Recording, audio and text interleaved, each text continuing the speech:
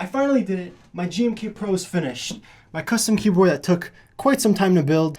Now this keyboard I got from Micro Center.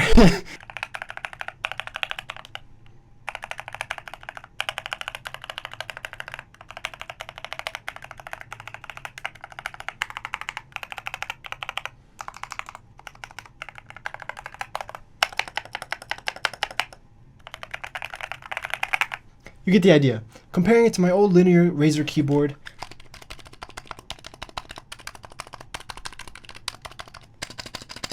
doesn't sound as good, but still got the job done. If you didn't think I was gonna get laid before, now I'm really not gonna get laid. Why did I change shirts? I don't know, but I used this plate to build the keyboard. I used this coil cable. I used these keycaps. I used these switches, the Lynx loop switches.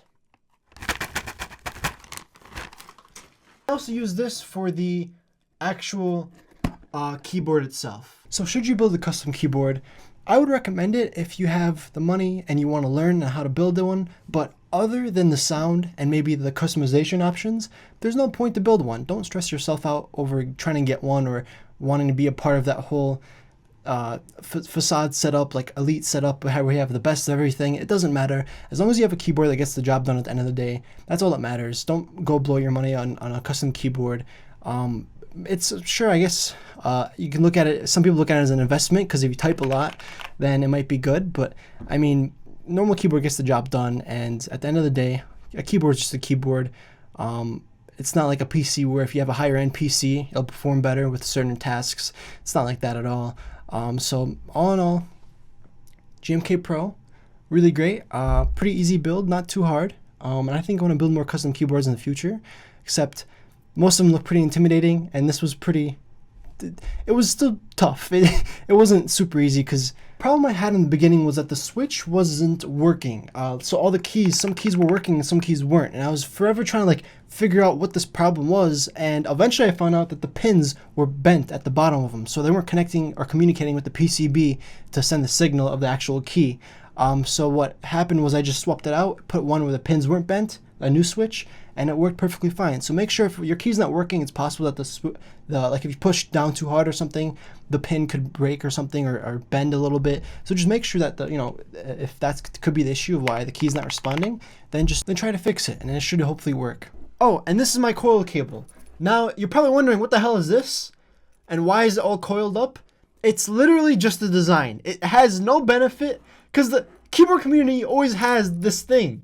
This is like a pipe. It's like a PCB pipe that you would put in your toilet or something. I don't know, your sink, but it's on a keyboard.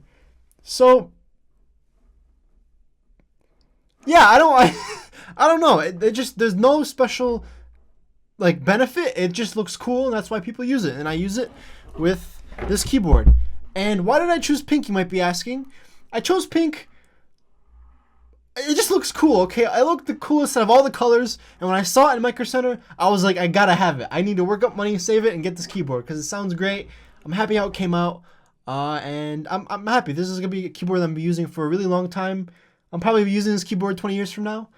Probably, maybe not, I don't know. But it's my first keyboard I ever built, alongside with my computer that I built.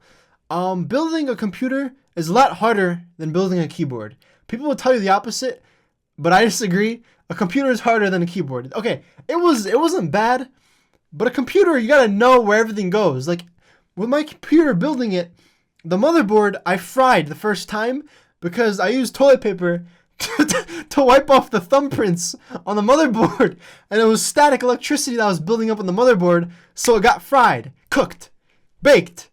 And luckily, I had a warranty with Micro Center, so I said, dead motherboard, came in dead. And they gave me, or not a warranty, I just returned it actually. It wasn't a warranty, but I have warranty on products in Micro Center where I just say it doesn't work and they'll give me a refund. Well, wait, no. Micro Center, if you're watching, the products don't work, okay? Hey, it's not like your team tests them anyway, so don't give me that first of all, but the products don't work. I never said they didn't. My graphics card, my 3090 that I returned to you guys because I had a warranty 2 years, it doesn't work. It doesn't. Don't use illegal editing software. It's not something I do. I don't recommend it.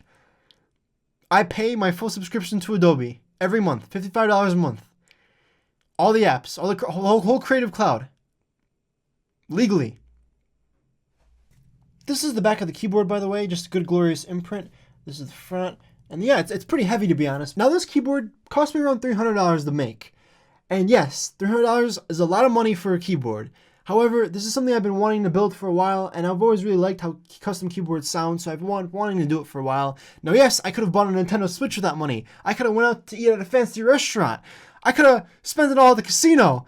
I could have had the night of my life with the black woman of my dreams. I could have done a lot with that money.